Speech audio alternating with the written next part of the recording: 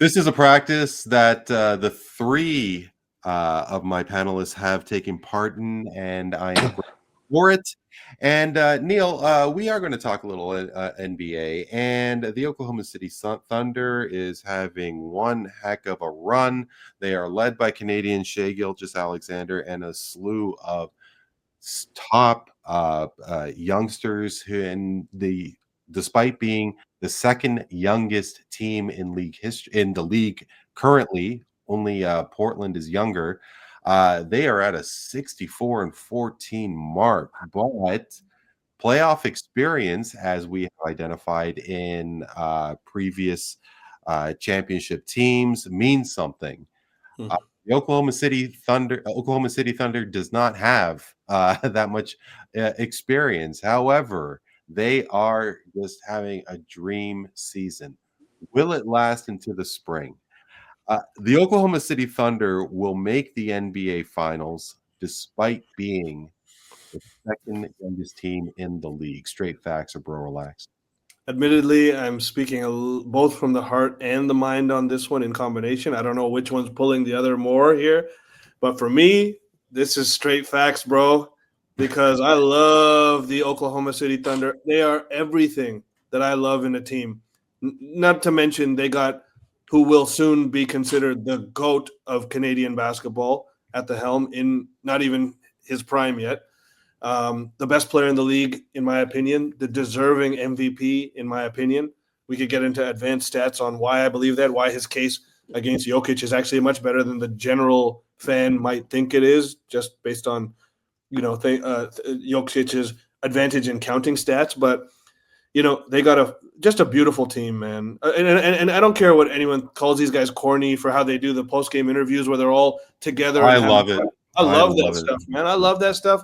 And the swag that they got, it's not swag that's undeserved. It's swag that has been cultivated, and it's swag done right. It's not directed at anyone else's downfall. It's only directed at their own upliftment. And when you need killers to win championships. Shai Gilgeous-Alexander is a killer. Kobe Bryant was a killer. Michael Jordan was a killer. And you need these guys who are bucket getters, but are also two-way elite players and have elite teams around them. And what was the OKC's downfall last year? Two things. One was inexperience, because guys like Jalen Williams and Chet Holmgren could not reach that level in their first playoff test. They played much worse in the playoffs, particularly against Dallas, than they did in the regular season. That is gone now. Their initiation is over. Now it's this year, and they've got a lot more swag and confidence. So the supporting cast is going to be better. But the second thing was the rebounding.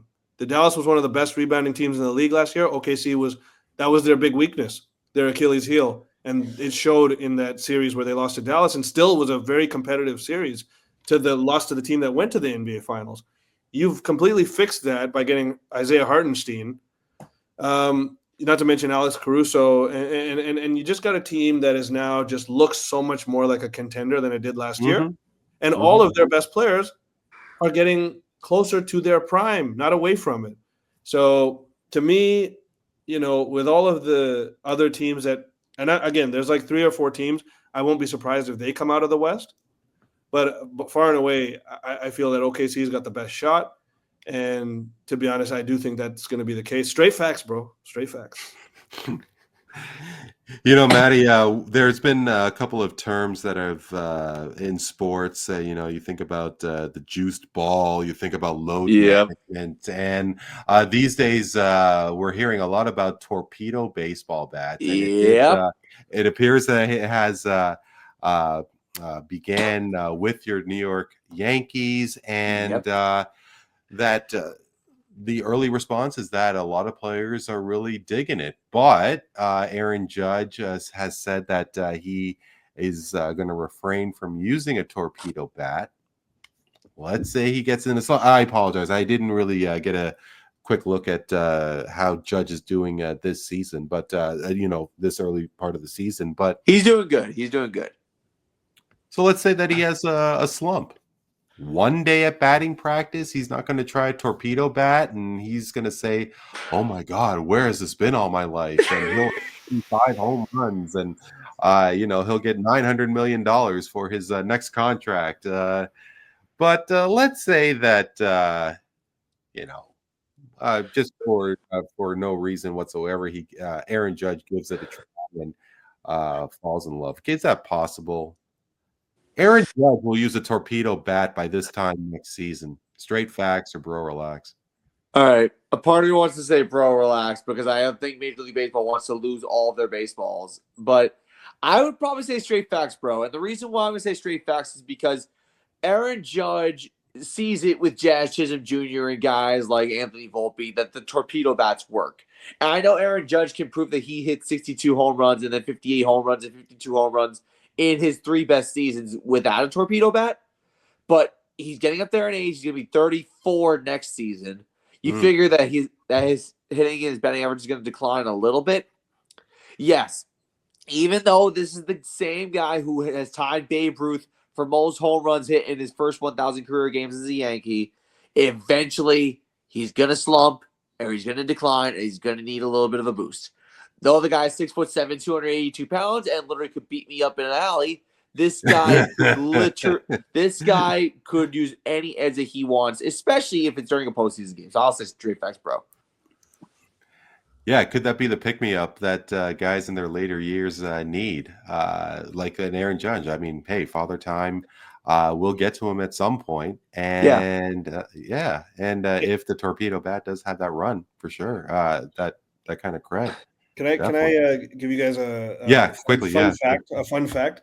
3/4 of the league right now uses what's known as a sand bat or a bat made about a maple. Yeah.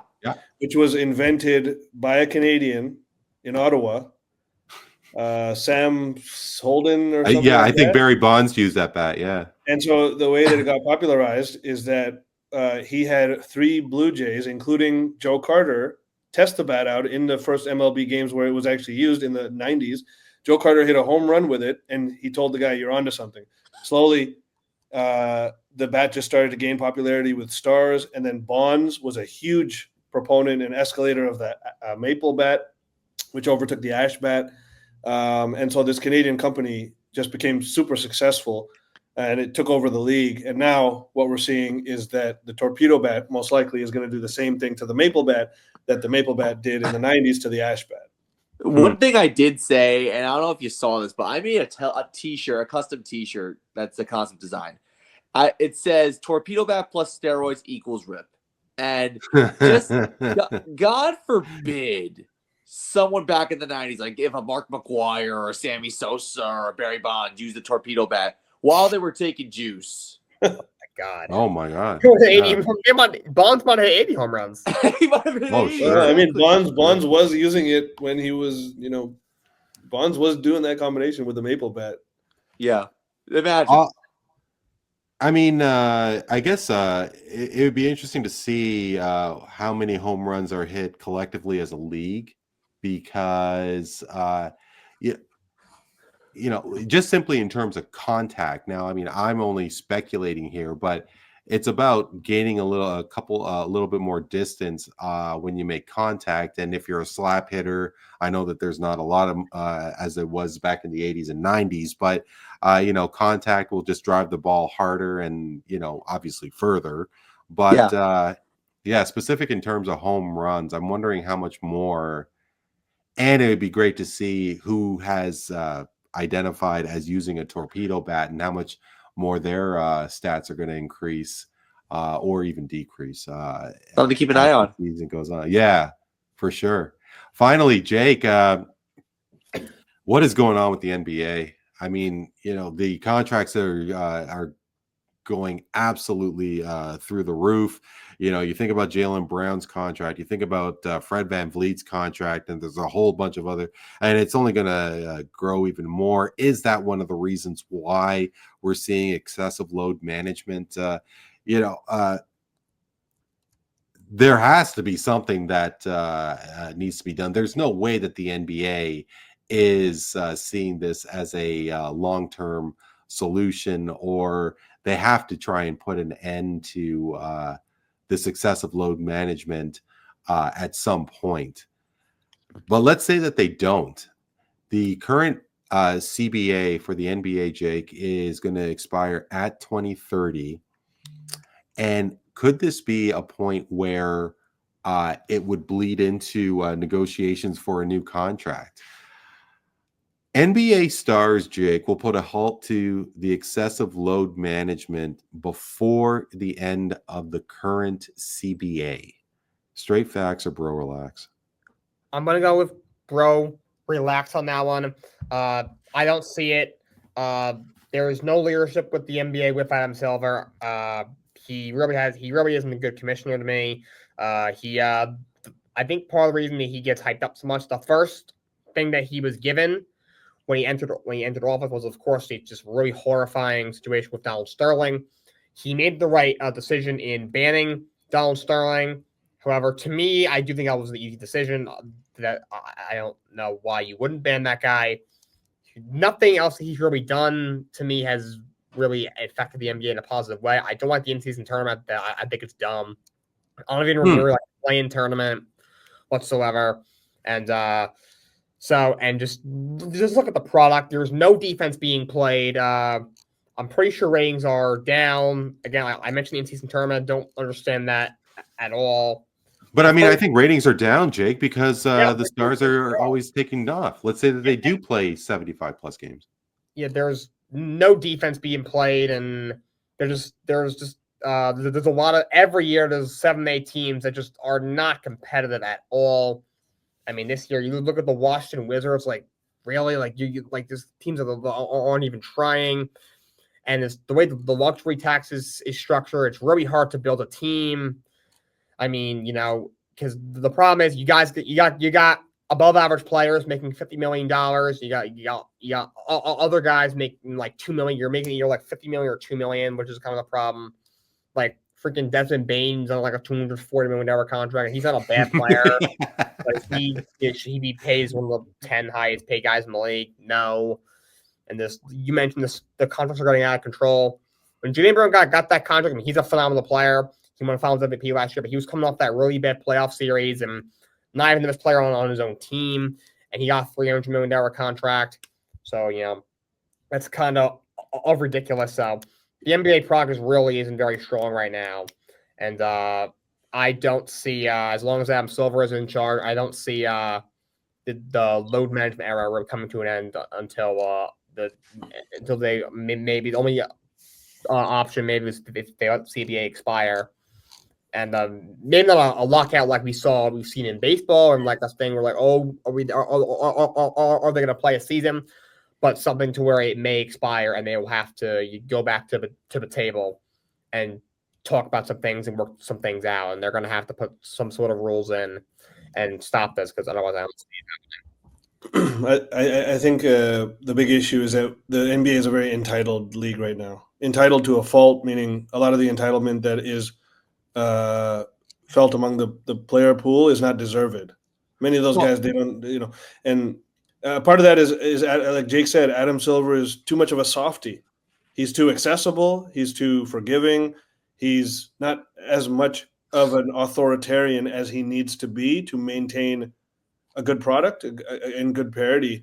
And like David Stern was an authoritarian figure, and he laid the law down. He didn't give a crap if you were Michael Jordan or if you were the lowest paid guy in the league. He put the law down on everybody. It was his law, his way or the highway. And I think not society as a whole, governments don't need to be that way, but sporting leagues could use a little bit more of that, because it helps to keep everyone in the same lane. But don't you think, Neil, that the issue still stems from the fact that the marquee players in that league are north of 35? And I'm thinking of Steph, KD, and LeBron. I mean, I don't think Anthony Edwards is the face of the league. I mean, I don't know how much load management Giannis takes, but I don't know how much Jokic takes. But I think that there is a different momentum. There will be a different momentum when the LeBrons, and I love Steph. Steph is my guy. LeBron's getting on my nerves. But when those three guys go, I think there will be a different tone. To be fair, though, Steph and LeBron were never big load management guys. They play Steph, but he was injured a lot too. I mean, LeBron has played the vast majority of games in his career. He's not really missed any type of significant time unless some of these latter Laker seasons. It's more about the other guys and the fact that guys don't try, guys don't consider they're more concerned with their brand than the brand of their teams and the quality of their teams a lot of times. There's many little pervasive little elements of entitlement that kind of bleed in and are noticeable as a whole when you look at this league, especially as someone who's watched all the different eras like myself. You notice this stuff, and it's mostly that's why the league is not, I would say, headed in the right direction. But that's why, going back to my OKC point, I just marvel and just love, and I soak in a guy like Shea, zero entitlement, zero diva, all game, all badass. And this is the type of guy the league needs more of. And I will say this, and not to be, but it's all the American players that are showing all of this entitlement. None of these international superstars, with the exception, one could argue, the Dallas Mavericks probably thought Luka Doncic was too entitled. That's probably half the reason they traded him, that he was getting a little too big for his britches that they consider, even though I agree it's the stupidest trade in history. It mostly comes from the American players, and I'm not saying anything there. It's simply a fact thus far. Yeah. The only international guy that really has issues with that is, to me, is Joel Embiid. He's really the only international. But even he's American, Team USA. But right. Oh He's no, yeah. He's originally NBA. He's USA. Team USA was just like, come. There are the American players who feel like they're entitled and diva-ish, and then you got guys like Nikola Jokic, who literally just is a gem to watch in interviews. I mean, Jokic is like he's funny because he would rather ride horses. Meanwhile, he goes out 20 and 20. And in that press conference, it's like, guys, I need to go feed my horse. I want to go home. I want to go home. Yeah, I think he's cognizant of his mystique, and that's just all part of the mystique. He really does care about the game a lot. Oh, of course. He wants to maintain his mystique, and I think he does a fantastic job of it. You cannot be a mid-second round pick and be like a consensus number like MVP candidate, like obviously the effort that that guy puts in, it just continues to grow. And his demeanor, I like Nikola Jokic. I mean, when it comes to the press conferences and just while he's in the US and during the NBA season, I mean, he's duller than dishwasher. I mean, you guys must have seen him partying in Serbia, the YouTube clips. I mean, it's beautiful. I just love to see. Oh, it's just fantastic. Well, I tell you, all day for Jokic. The idea about having a U.S. versus World All-Star game. Look, I know one thing. I think that the world players will take it a little more seriously and want to beat down on the Americans. And if the Americans come in there lackadaisical and they get beat a few years in a row, then you start the process of finally maybe having something sustainable there. But again, who knows? It's a crapshoot. I don't agree with that. I mean, well, first of all, I want it to be a 7-game series. I want USA World 7-game series. That's what I would rather have. I'd rather have it in Europe, to tell you the truth. Yeah. I think it'd be so cool if they did play this tournament. I know we're kind of something else. Oh yeah. Oh, exactly. Yeah, absolutely. Look at wrestling. They just did the WrestleMania build through Europe. Freaking John Cena, who's like the greatest guy ever, in the first European show in Belgium. The second his music hits, John Cena sucks. Everyone is clear, but and then one of the first things he does is he ponders on a little kid. A poor Belgian kid got so funny. Gets slapped by Cena verbally. Yeah, no, very quick. Honestly, I think the U.S. players will put in 100%. I just don't know if they have what it takes to beat an international team.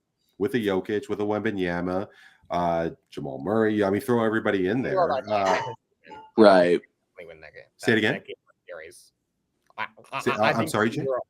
I was just saying, if they USA versus World play, I would think I would probably pick Team World. In fact, they should probably. The whole crux of the idea is the fact that the world is so strong. The last 6-7 MVPs have been world players, and this year it's going to happen again. This is the perfect time to take a leap with this type of idea, because if this disparity, it may not come around. It may be the thing that kickstarts these, American players, and if the American players get more into it, everyone's going to get more into it. It's going to become a thing again. But I don't know what the hesitation has been, honestly, why they're throwing in these dumb ideas about having 4 teams, having the rising stars compete with the main all-stars in this tournament. Just ridiculous. And I mean, it seems like the answer is right in front of them. But once again, the whole point is that the entitlement disparity is a big thing. And I think that's what's bringing this league down, as Jake was pointing at. Yeah, no, absolutely. And I mean, like, answers right in front of them. NHL, get your international tournaments in the summertime. Exactly. There's no entitlement. There's no entitlement in the NHL. Those guys. But they're also missing out on really exposing the beauty of hockey by not having a World Cup consistent 4-year run. I think it's just absolutely ridiculous.